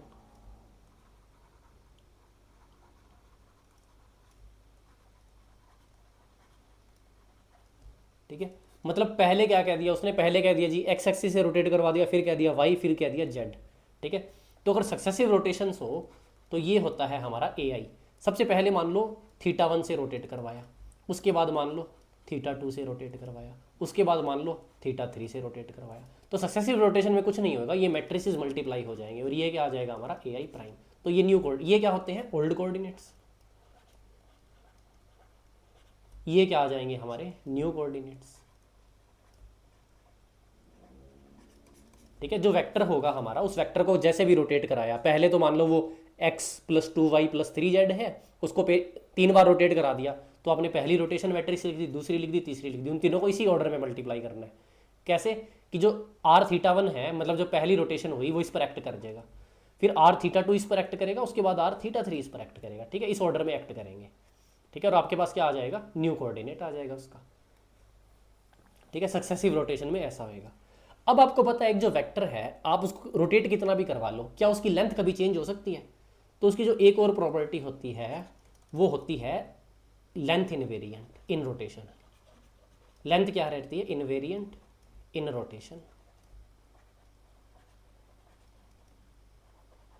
ठीक है, लेंथ इनवेरिएंट रहने का मतलब क्या है? लेंथ इनवेरिएंट रहने का मतलब है कि ए एक्स स्क्वायर प्लस ए वाई स्क्वायर प्लस ए जेड स्क्वायर, ठीक है, जो ओल्ड उसके कोऑर्डिनेट्स थे, इज इक्वल टू हमारा होगा ए एक्स प्राइम का स्क्वायर प्लस ए वाई प्राइम का स्क्वायर प्लस ए जेड प्राइम का स्क्वायर। ठीक है, उसकी लेंथ चेंज नहीं होगी, भले ही आप पुराने कोऑर्डिनेट्स में देख लो या उसको रोटेट करवा के अब नए कोऑर्डिनेट्स में ले गए, उसकी लेंथ थोड़ी चेंज हुई, आपने तो बस रोटेट करवाया ना उसको। तो लेंथ होएगी वो क्या रहेगी? इनवेरिएंट रहेगी। ठीक है, तो यहाँ पर हमारा मैट्रिक्स हो गया कंप्लीट। मैंने इसको 2 लेक्चर्स में ही कंप्लीट कर दिया। ठीक है, तो अब मैं आपको कुछ प्रैक्टिस प्रॉब्लम्स है यहाँ पर या कुछ एग्जांपल्स है वो मैं आपको टेलीग्राम ग्रुप में मिल जाएंगे। ठीक है, अभी हमारा टेलीग्राम ग्रुप है, थोड़े टाइम में अगर हमारा ऐप लिंक या फिर वेबसाइट लॉन्च कर दी तो आपको वेबसाइट्स में मिल जाएंगे, जिसका लिंक मैं आपको डिस्क्रिप्शन में दे दूंगा। अभी आपको हमारे टेलीग्राम ग्रुप का जो लिंक है वो डिस्क्रिप्शन में मिल जाएगा। ठीक है, तो आप टेलीग्राम ग्रुप ज्वाइन कर लो, वहाँ पर क्या होएगा, कुछ प्रैक्टिस प्रॉब्लम्स होएगी, प्रॉब्लम्स उसको आप सॉल्व कर लेना। ठीक है, तो वीडियो देखने के लिए आपका बहुत बहुत धन्यवाद। अगर आपको वीडियो अच्छी लगी है तो लाइक करना, और अगर आप फ्यूचर में और भी वीडियोस देखना चाहते हो तो हमारे चैनल को सब्सक्राइब करना। और हम सारे जो सब्जेक्ट है उसकी प्लेलिस्ट पीजीटी टीजीटी के लिए डालने वाले हैं हमारे चैनल पर, तो हमारे चैनल का प्लेलिस्ट सेक्शन ज़रूर चेक करना। Thank you.